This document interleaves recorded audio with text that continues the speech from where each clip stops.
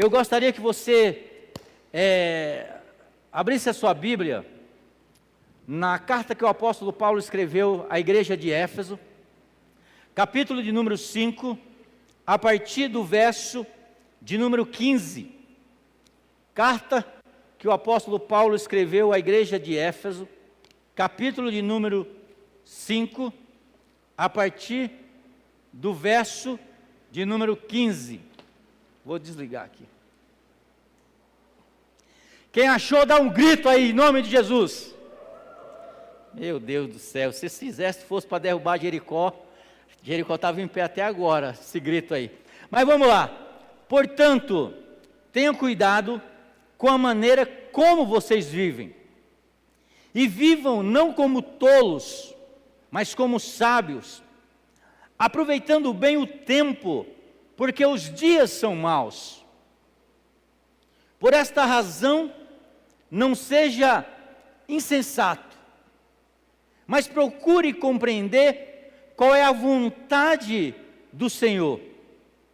E não se embriague com vinho, pois só leva à devassidão, mas deixe-se encher pelo Espírito, falando entre vós com salmos, hinos e cânticos espirituais, cantando e louvando com o coração ao Senhor, dando sempre graças por tudo que o nosso Deus e Pai, em nome do nosso Senhor Jesus. Sujeitai-vos uns aos outros no temor do Senhor. Amém? Nessa manhã eu quero falar sobre como fazer grandes escolhas. Você pode repetir comigo?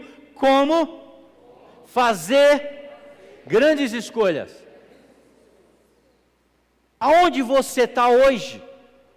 A vida que você está levando hoje, elas são fruto das decisões que você tomou no passado.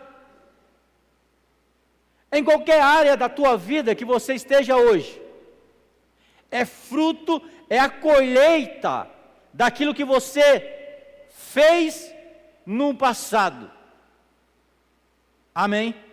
Se nós queremos colher algo diferente, precisamos plantar algo diferente. E quando eu falo plantar algo diferente, é saber fazer grandes escolhas. E essas grandes escolhas podem começar com pequenas escolhas. As nossas pequenas escolhas podem ser grandes escolhas também. Por exemplo, quando eu decido quando eu não tenho um hábito de ler a Bíblia, e eu digo, vou ler a Bíblia 5 minutos por dia. Não é nada. 5 minutos por dia não é nada, correto? É um vídeo que você vê no YouTube. Mas, a partir do momento que você começa a ler 5 minutos por dia, que não parece nada, é uma decisão pequena, essa decisão se torna algo grande na tua vida no futuro. Michael Bordel diz: como discípulo de Cristo, somos chamados a um estilo de vida que se eleva acima da impossibilidade. Nós não somos igual aos outros, nós somos diferentes, nós temos um estilo de vida diferente, nós temos um linguajar diferente, nós temos um hábito diferente. Sua atitude no dia a dia vai determinar a sua altitude. Amém?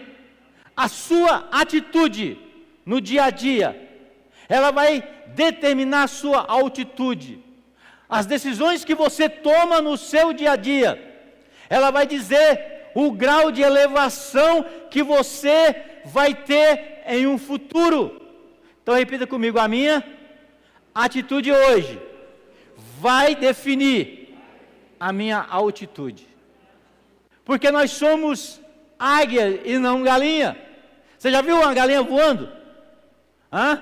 Você já viu alguém que quando começa alguma coisa e ele para no meio do caminho? Sabe o que é isso, irmão? É um voo de galinha.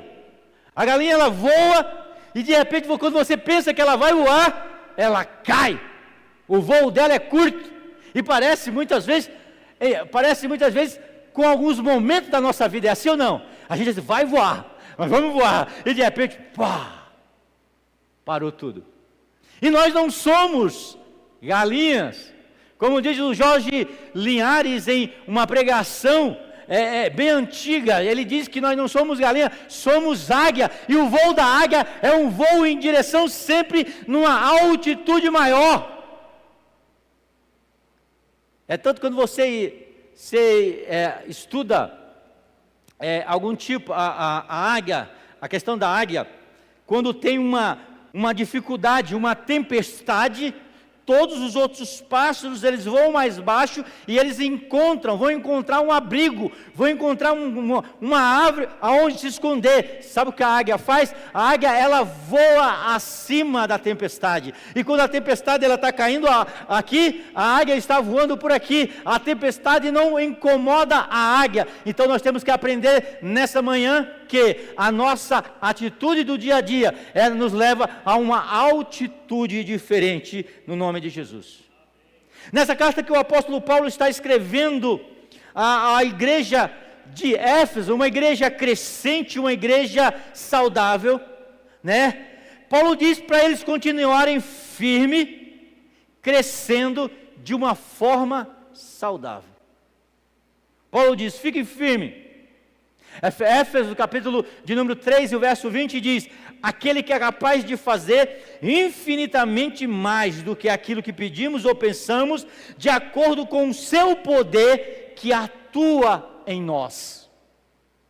Paulo diz que Deus, Ele é capaz de fazer muito mais do que aquilo que pedimos ou pensamos.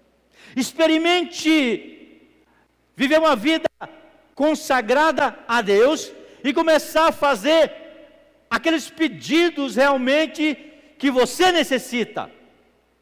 E você vai ver que Deus é capaz de fazer muito mais do que aquilo que pedimos ou pensamos. Talvez você esteja orando pelo seu filho, para que Deus salve seu filho. Experimente viver uma vida diferente. Experimente se consagrar a Deus, que Deus vai salvar teu filho, vai salvar a namorada do teu filho, vai salvar o amigo do teu filho, vai salvar o amigo do amigo do amigo do teu filho, porque Ele pode fazer muito mais do que aquilo que pedimos ou pensamos. Então, baseado nesse texto, eu quero falar com você sobre como fazer grandes escolhas na sua vida. Primeiro, vou te dar algumas chaves aqui. Primeiro, viva de maneira sábia. Viva de maneira sábia. Paulo diz, tenha cuidado com a maneira que vocês vivem. Que não seja como tolos, que não seja como insensatos, mas como pessoas sábias. Viver com cuidado, não viver de qualquer forma. Saber que você é escolhido de Deus. Saber tomar as decisões certas. Entre ficar em casa dormindo até um pouco mais tarde, você hoje já começou a tomar uma decisão certa. Vou na casa de Deus. Hoje é dia de Santa Ceia. Pequenas decisões. Viva com cuidado. Sempre pergunte, essa decisão que eu estou tomando é uma decisão sábia? Eu tenho um livro. Eu tinha um livro, na realidade, porque eu emprestei. Porque tem alguns crentes, irmão, que eu não sei. Eu acho que Deus vai fazer vista grossa para esse negócio. Ele pega alguns livros da gente.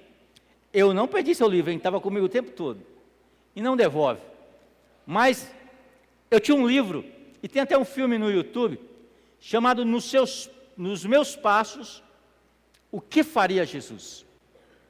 Quem já leu esse livro ou assistiu o filme, levante a mão bem grande. Eu sei que você está com medo de levantar, porque está fazendo calor, né? Isso, não, está tudo tranquilo, irmão. Aqui a Bíblia diz, Paulo diz que nós exalamos, soltamos o bom perfume de Cristo, né? E não há nada que um limão não resolva. Então nesse filme, ele basicamente é isso. Ele vai dizer o seguinte, que todas as decisões que eu e você formos tomar, a gente para por um segundo ou um minuto e diz, se fosse Jesus que fosse tomar essa decisão, o que ele faria? Porque se você fizer essa simples pergunta, que parece que não significa nada, mas significa tudo na nossa vida, você vai ver que você vai começar a tomar as decisões certas, porque muitas vezes nós tomamos nossas decisões, mas a pergunta é, se fosse Jesus, que decisão ele tomaria? Aconselho você a ir lá no YouTube e assistir esse filme hoje, se você não vai ver no culto à noite, é interessante. Então sempre pergunto, esta é uma decisão sábia? Confronte os seus pensamentos e ideias, porque mesmo as nossas ideias, a gente pensa que é Deus falando conosco, quando na realidade é nós falando com nós mesmos.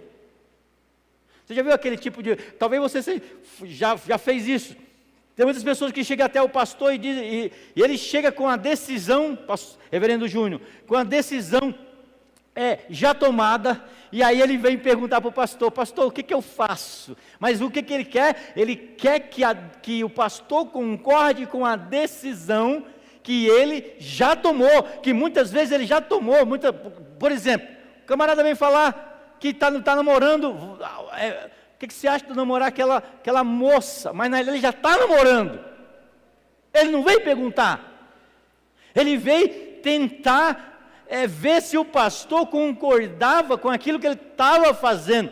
Então sempre confronte os seus pensamentos, as suas ideias e sobretudo o seu temperamento, porque essa história da gente tomar decisões, quando está alegre demais, dá errado. Olha o que Herodes fez.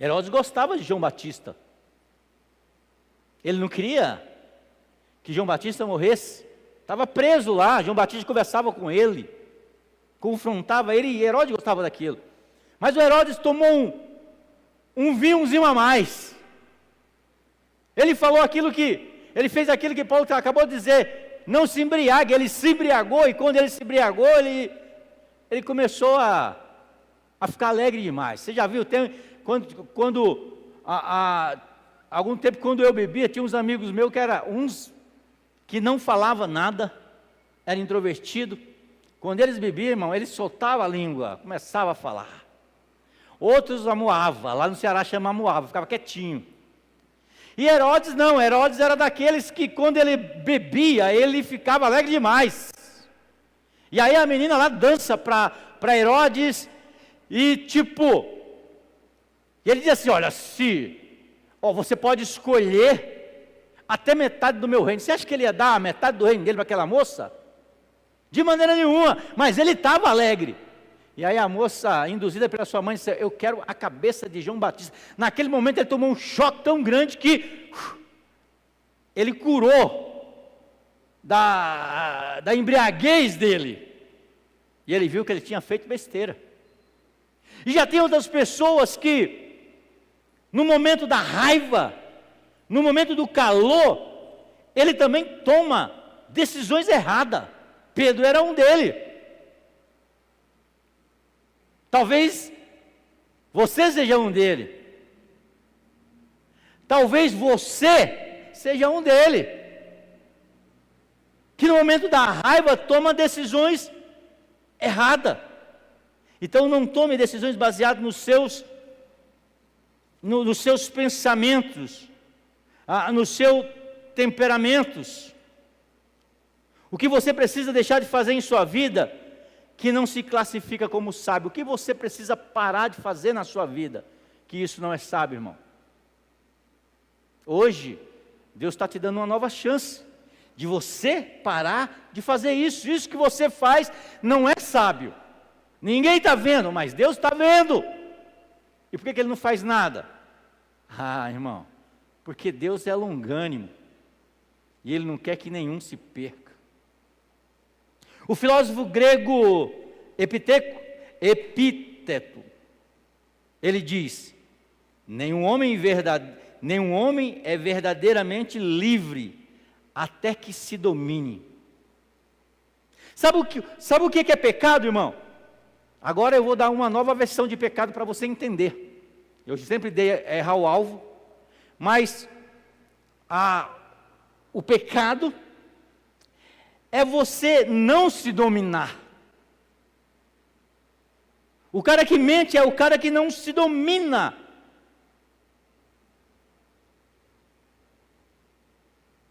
O cara que faz coisa errada é aquele que não se domina. Então o filósofo ele diz: nenhum homem é verdadeiramente livre se não se dominar. Agora a pergunta é: você é livre?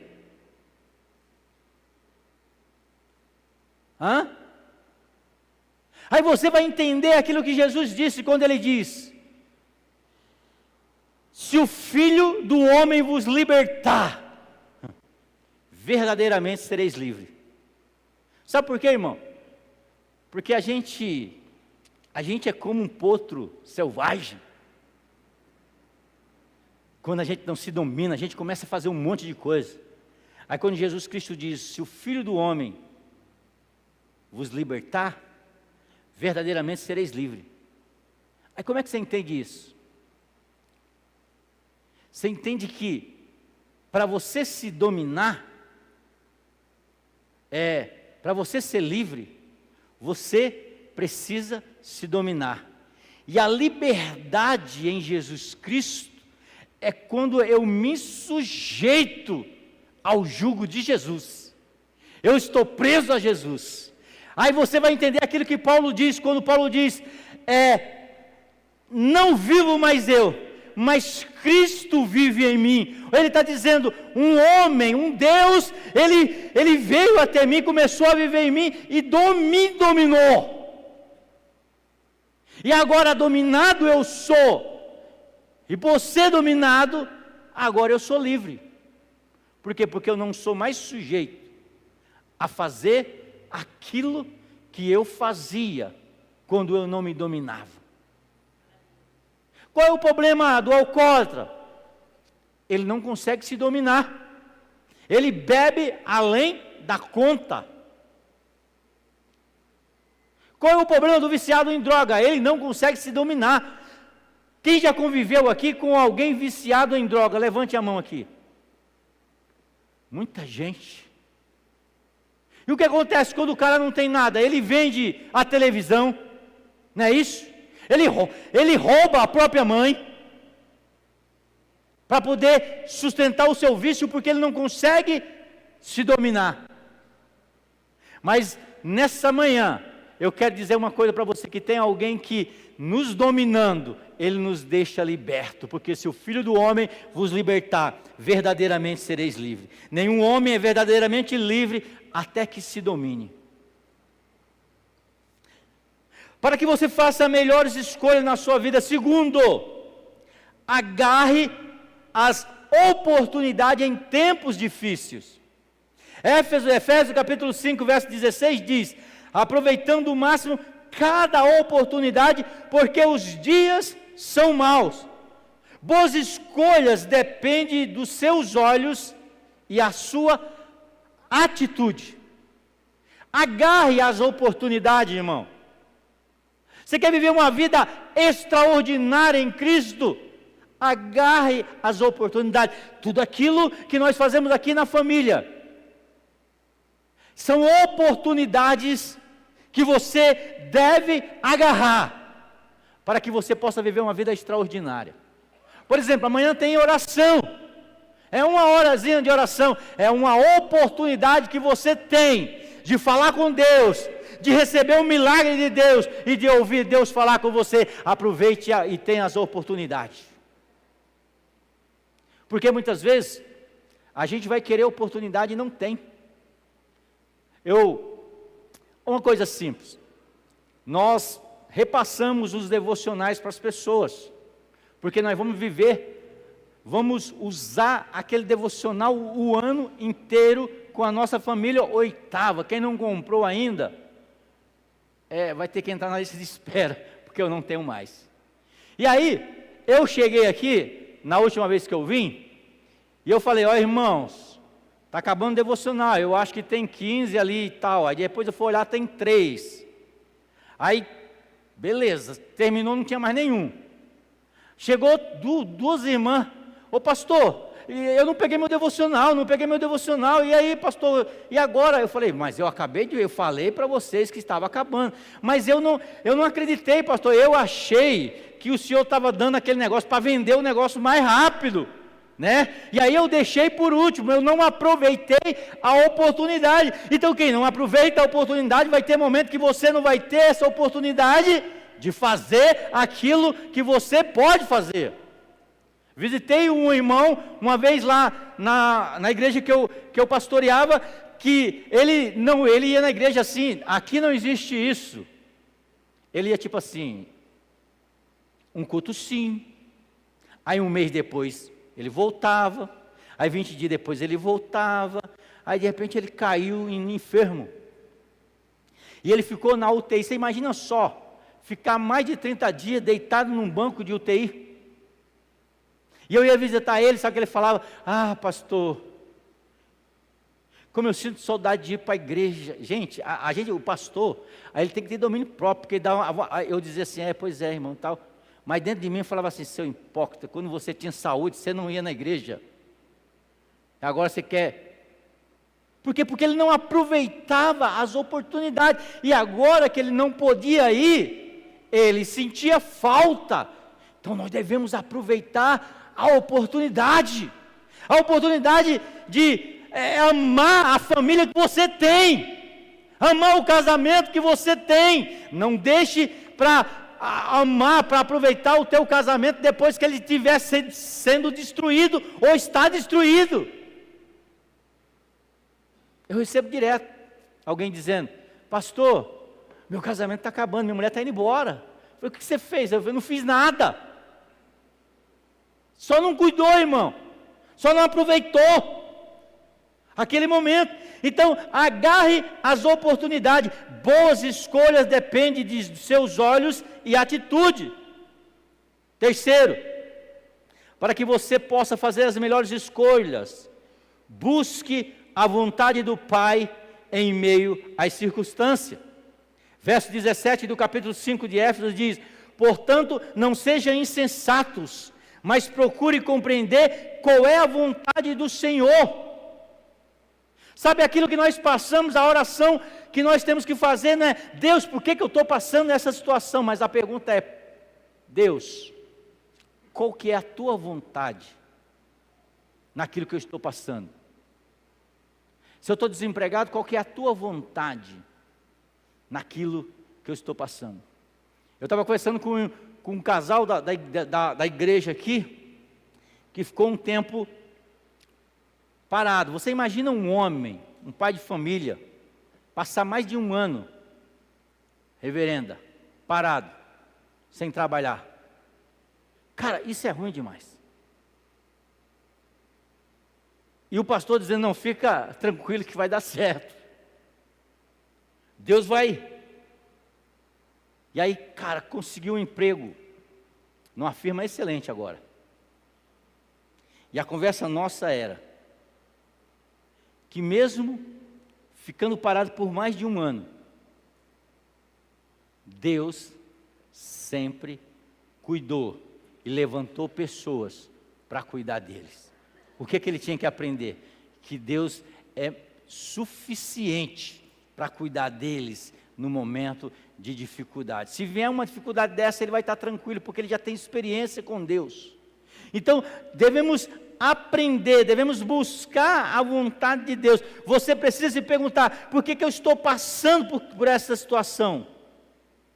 O que Deus quer falar comigo e me mostrar? Você sempre estará diante do bem e do mal. Você sempre precisará decidir entre a sua vontade, a vontade das pessoas, a vontade do mundo e a vontade de Deus para a tua vida. E eu quero dizer para você nessa manhã que a Bíblia diz que a vontade de Deus é boa. Que mais? Eita, povo que conhece Bíblia e gosta de Bíblia, aplauda o Senhor pela tua vida em nome de Jesus. Aleluia!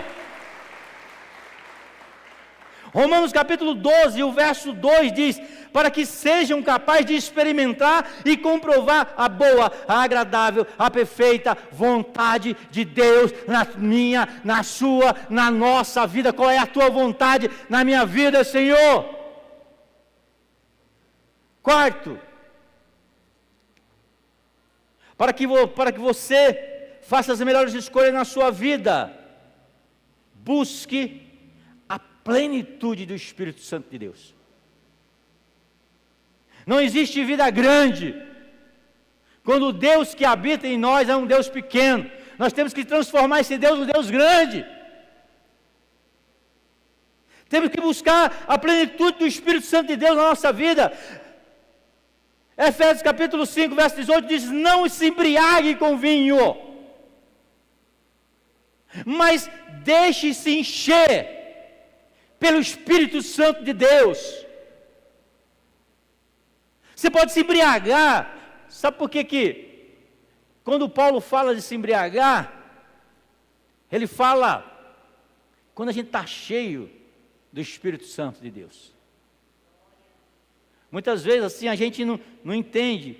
Quando lá em Atos dos Apóstolos capítulo 2, 9 horas da manhã, não era a noite numa vigília, reverendos, pastores, líderes, igreja.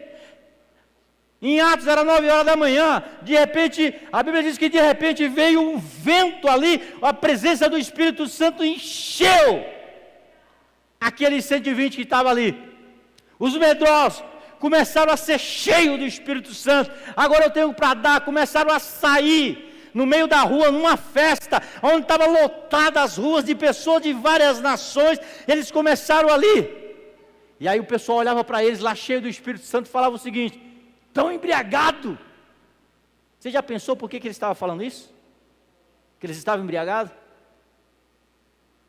Porque, irmão, às vezes a gente vê pessoas, que a gente acha criança na fé. Eu prefiro ter uma igreja cheia de criança na fé do que igreja onde as pessoas são frias e não abrem o coração para a presença do Espírito Santo de Deus. E aí o pessoal começaram a ver aquele povo cheio do Espírito Santo e falar: estão embriagados, chaparam 9 horas da manhã. Pedro falou: não, irmão, eles não estão chapando. Como é que um bêbado anda? Para lá, para cá, para lá. Aí você olha assim, você vê de vez em quando os irmãozinhos lá, ó, cara, cheio do Espírito, e o pessoal olhando, estão embriagados, não, estão cheios do Espírito Santo de Deus. É melhor estar embriagado, e de vez em quando até caindo aí, porque o bêbado cai ou não cai? Até caindo aí, pastor Eduardo, do que estar na carne. Aí você olha e fala assim: o que está acontecendo? Deixa o menino girar, deixa o menino rodar, deixa o menino deixar o Espírito Santo mover a vida dele. Vai ser o Espírito Santo junto com a emoção dele, mas não tem problema nenhum, deixa ele. Só controla para ele não sair dando helicóptero na turma lá, pé do vidro na turma. E Paulo diz: não se embriague com vinho. Se vocês querem se embriagar, se embriague com a presença do Espírito Santo de Deus.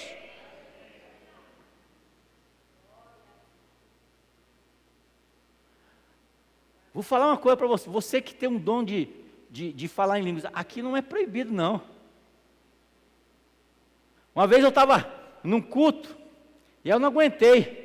Como eu não aguento guardar segredo, eu sou aquele, sabe, aquele confessar os pecados um do outro. Aí um veio lá e falou assim, ó, O meu pecado é o seguinte, eu não posso ver uma mulher que eu fico olhando. Era 3.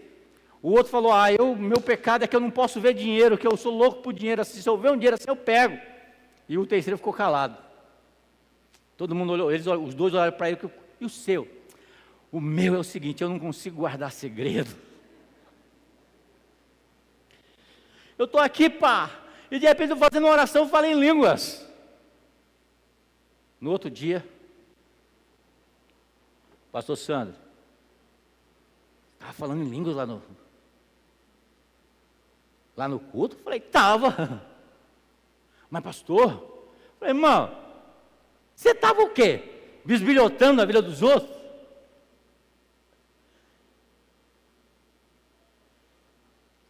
Deixa Deus te usar. Seja cheio do Espírito Santo, mas não seja cheio de carnalidade. Paulo está dizendo, olha, não se embriague somente do Espírito Santo de Deus. Peça a Deus para ser cheio do Espírito Santo. Peça a Deus para ser, se você acha que é batizado, então peça a Deus para ser batizado com o Espírito Santo. Eu acho que é dom, mas se acha que é ser batizado, a gente vai para o céu do mesmo jeito, e glória a Deus por isso. Peça dom de profecia, dom de cura, sabe, essa é as doses que a gente vai tomando para se embriagar. Manda uma dose aí de cura, de dom de cura, uma dose aí de... Então Paulo está dizendo o seguinte, olha, não se embriague com vinho, mas seja cheio do Espírito Santo de Deus. Quinto, para que você faça as melhores escolhas, cultive intencionalmente a sua espiritualidade. A espiritualidade ela tem que ser feita de uma forma intencional, irmão. Não adianta eu falar assim, eu vou entrar numa igreja totalmente carnal, né? E de repente eu vou sair espiritual. Não, eu começo a ouvir um louvor, eu começo a ler uma palavra, eu começo a ler um livro, eu começo a ouvir uma palavra, uma pregação, e de repente eu começo a cultivar aquele momento de espiritualidade, eu vou crescendo no Senhor. Paulo diz, Efésios 5:19, falando entre si com salmos, hinos, cantos espirituais, cantando e louvando de coração ao Senhor. Cultive intencionalmente a sua espiritualidade. Não pegue esse devocional que você pegou e coloque ele lá lá na sua gaveta e não olhe para ele nunca mais. Todo dia, irmão, pega aquele negócio lá, pega a Bíblia do lado, vai lendo, vai crescendo. Quando você chegar no final do ano, você vai ter derrotado todo o capeta que intentar contra a tua vida, contra a vida da tua família, porque Deus vai te dar a autoridade se você procurar Ele na espiritualidade do secreto. Isso aqui é quando o pessoal fala assim, já deu, pastor, já falou demais, estou subindo e agora é hora de você encerrar. Já deu? Você vai precisar tirar tempo para investir em 2024. Você precisa tirar tempo para oração. Teve um tempo aí, como eu falo assim, as rotinas a gente tem que fazer. Coloquei no meu celular. 9 da manhã, meio-dia, 3 horas da tarde, 6 horas e acho que 10 e pouco. O celular despertava. Quando o celular despertava, era hora de eu fazer a minha oração onde eu estivesse. Estava uma vez com os pastores, tocou o celular, o que é isso? Não, eu vou fazer uma oração rapidão, em pé do jeito que estava lá, já orava a Deus lá. É uma coisa o quê? Intencional. O despertador tocava, eu sabia que aquele momento era o momento para mim orar. Independente aonde eu estivesse, o muçulmano não faz isso, reverendo. Onde ele estiver, tocou lá, deu a hora lá, que eles fazem 5 orações, dobra o joelho no chão, curva a cabeça, Alá é Deus, e Maomé é seu profeta. Alá é Deus e Maomé é o seu profeta. Então, no meio dos pastores lá, tocou o telefone. Eu digo: Senhor, eu te agradeço por esse momento, por estar aqui. Muito obrigado, Senhor. Eu te amo, eu te adoro. Acabou. Seja intencional. Faça leituras bíblicas. Seja intencional na sua oferta. Você já ouviu falar que tem oferta, que tem voto de oferta também? Tem algumas igrejas que falam sobre isso, elas exageram. Mas existe voto. Se sair aquela causa na justiça: Senhor, eu vou dar uma oferta de tanto lá na igreja. Eu vou comprar 500 cestas básicas. Faça um voto. Faça jejum. Faça devocional. Ninguém pode controlar sua sede por Deus. Tenha sede por Deus. E sexto, para encerrar, porque quando toca assim, eu já passei 2 minutos. Quando fala tan, eu entendo assim, já passou 5 minutos.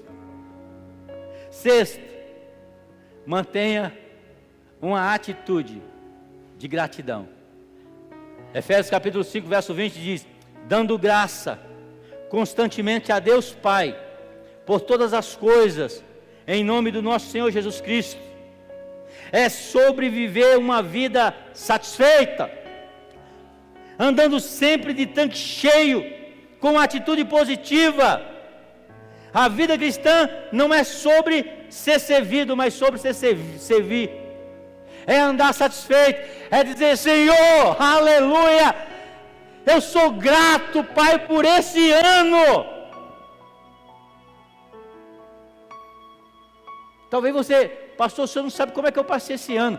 Mas uma coisa eu sei para você: muitas pessoas morreram durante esse ano inteiro e não vai ter uma oportunidade de virar o jogo no ano que vem. Você está aqui de novo, Deus te manteve de pé de novo para te dar uma chance de mudar a tua história. Então seja grato por isso. Seja grato pela família que você tem, pelo Deus que você tem. Seja grato pela igreja que você tem. Porque, como eu digo, pequenas atitudes, elas te levarão a grandes altitudes. E você não quer viver no raso, porque você não é galinha, você é águia, né? A galinha serve para ser devorada, irmão. Eu nunca vi ninguém, uma águia num prato. Você pode se colocar de pé? Eu quero orar com você nessa manhã.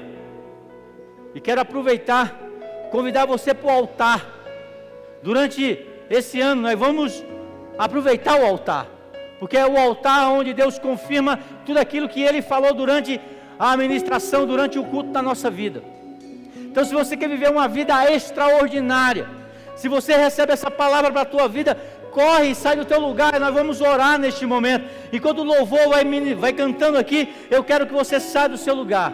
Se essa palavra falou com você, e eu quero orar e abençoar a sua vida nessa noite. Aproveita, irmão, aproveita, aleluia, que a unção de Deus está aqui nessa manhã. Aproveita, aleluia, que o meu coração está cheio de alegria para te abençoar nesta manhã. Eu quero profetizar na tua vida que ainda antes de terminar este ano, Deus vai fazer muito mais do que aquilo que você pediu ou pensou, porque Ele não precisa de tempo, Ele não precisa de uma virada no calendário, porque Ele é Deus.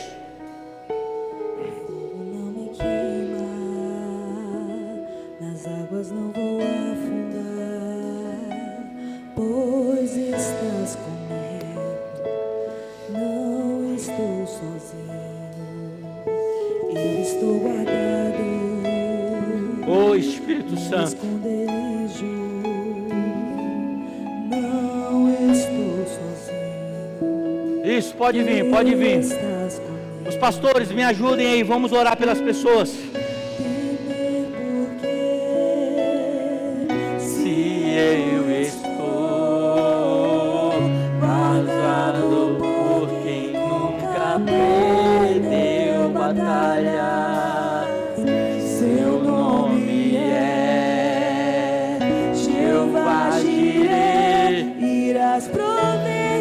novo. Eu creio em ti. Os líderes, pode ajudar aqui na oração. Haja o que houver, venha o que vier, irás prover de novo. Eu creio em ti. Eu não vivo do que vejo, vivo pelo que creio, irás prover de novo. Eu creio em ti. Senhor, em nome de Jesus, Pai. Deus, nessa manhã, ó Deus, nós rasgamos o nosso coração aqui na Tua presença, Pai. Deus, a Tua palavra foi ministrada, ó Deus, nós queremos viver, meu Deus, em altitudes maiores, Pai, porque o Senhor tem algo maior para a nossa vida, Pai. O Senhor tem algo maior para a vida da Tua igreja. Em nome de Cristo Jesus, ó Deus, eu repreendo nesta manhã, meu Deus, todo espírito de enfermidade, Pai. Eu repreendo nesta manhã, meu Pai, todo espírito de miséria, todo espírito de depressão, ó Pai. Eu repreendo toda angústia, meu Deus, em nome de Cristo Jesus. Quebra todo jugo, Pai. Quebra todo jugo, meu Deus. Em nome de Cristo Jesus, liberta a Tua igreja. Liberta, meu Deus, o Teu povo nesta manhã, meu Pai. Deus, eu quero Te louvar, Senhor. Eu quero Te adorar, Senhor. Tu és o Deus poderoso, Tu és o Deus maravilhoso, Pai. Em nome de Jesus, agradeça a Ele, agradeça a Ele, agradeça a Ele. Agradeça a Ele. Venha, Espírito Santo. Venha, Espírito Santo.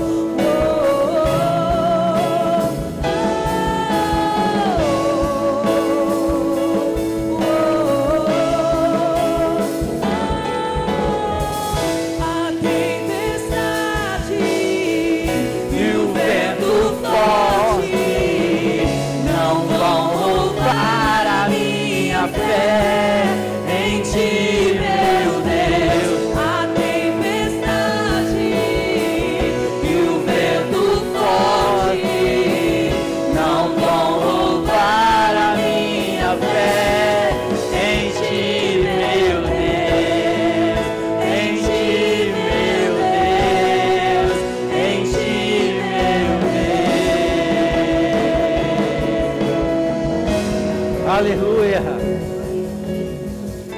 Aleluia. Repita comigo essa oração se você crê.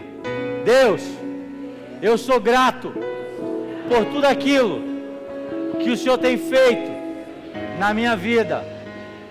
Sou grato pelas bênçãos do Senhor, mas não estou satisfeito, porque eu sei que o Senhor tem mais para a minha vida, e eu creio e recebo em nome de Jesus. Aplauda Ele. Aleluia.